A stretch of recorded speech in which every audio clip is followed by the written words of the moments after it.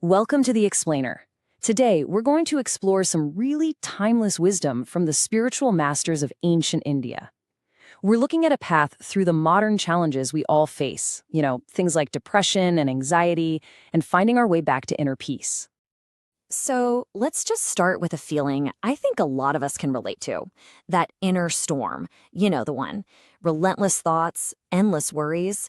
It's like a tempest inside our own heads that just feels totally out of our control. It's just exhausting, isn't it? But what if that turmoil isn't who you are? What if it's not a permanent state?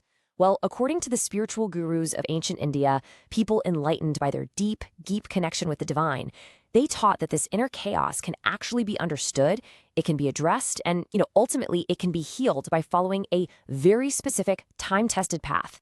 Okay, so let's get into it. From a spiritual perspective, what is really going on inside our minds when we feel this way? How did these ancient teachings actually diagnose the problem? So the way these spiritual masters saw it, mental suffering really kicks in when the mind loses its natural positive upward momentum. Think about it like a river that's flowing freely, and then suddenly it gets blocked up, it gets stuck, it loses its strength, and it gets caught in this downward spiral of negativity and weakness. So what are the deep spiritual roots of all this unrest?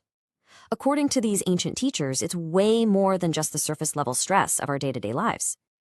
The number one cause they identified is something called asachintan. This is basically the constant loop of useless, negative, or just worldly thoughts that completely drain our mental power. Just think about it for a second. How often do we replay a bad conversation in our heads, or worry about stuff we have absolutely no control over? That right there is asachintan, and it leaves us feeling totally and utterly spent. And this downward spiral gets fueled by other things too. Hidden actions that weigh on our conscience, or maybe just living a life that doesn't have much discipline or a clear routine. When the mind is just kind of idle and unstructured, it becomes the perfect breeding ground for these negative thought patterns to really take root and just fester. Okay, so if those are the roots of the problem, what's the solution they came up with? What's the path back to a state of real calm and strength? So, when you're facing all this inner turmoil, the wise sages of India pointed to a single, incredibly powerful practice as the supreme medicine for healing the mind. And this right here perfectly illustrates their answer. The practice is known as nam jap, which is the repetition or chanting of a divine name. Now, this isn't some mindless ritual. It's seen as an immortal healing force. By focusing on the divine name, you're actively, and I mean actively, replacing those negative, draining thoughts with a powerful, positive vibration.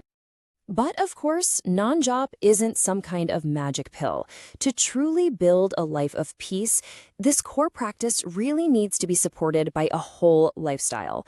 So let's look at the practical path they laid out for us. They advised a really clear 4-part path. First, keep a disciplined routine. Start by rising early to greet the day with some intention. Second, keep your mind busy with meaningful work that helps prevent it from just wandering into negativity. Third, you got to actively feed your mind positive content, just like you'd feed your body healthy food.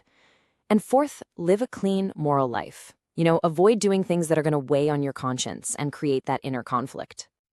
And here's the beautiful thing. The starting point is so accessible. The advice is to just begin with 24 minutes of chanting in a 24-hour day. That's it. As the teachings say, it costs you nothing, it requires no complicated rituals, and it can be a really powerful first step toward getting your inner peace back. Literally anyone can do this. Now, to really understand the deep philosophy behind this whole practice, the ancient gurus used a simple but really powerful metaphor. I want you to just imagine for a second that your mind is like a bird, and it's perched on the mast of a ship, right in the middle of a huge, endless ocean. And that ocean represents the world, with all of its sparkly distractions, its stormy challenges, and its endless possibilities. Now, this bird, it can fly anywhere it wants. It can soar up high, it can explore the horizon, chase whatever catches its eye. But eventually, it's going to get tired. It's going to need a stable, safe place to come back to rest and get its strength back. So here's the crucial point. The divine name, that practice of nam jap, becomes your ship. It acts as a totally reliable anchor for your wandering mind. It doesn't matter how far your thoughts drift into worry or distraction, you're giving them a safe, stable home to come back to for peace and for rest. We really hope this ancient perspective from the spiritual masters of India has offered you a clear and practical path toward finding greater inner peace. Just remember, the journey to a calm mind, it's not a destination, it's a daily practice.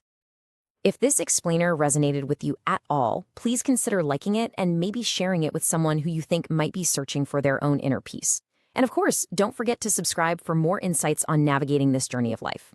Thanks so much for watching.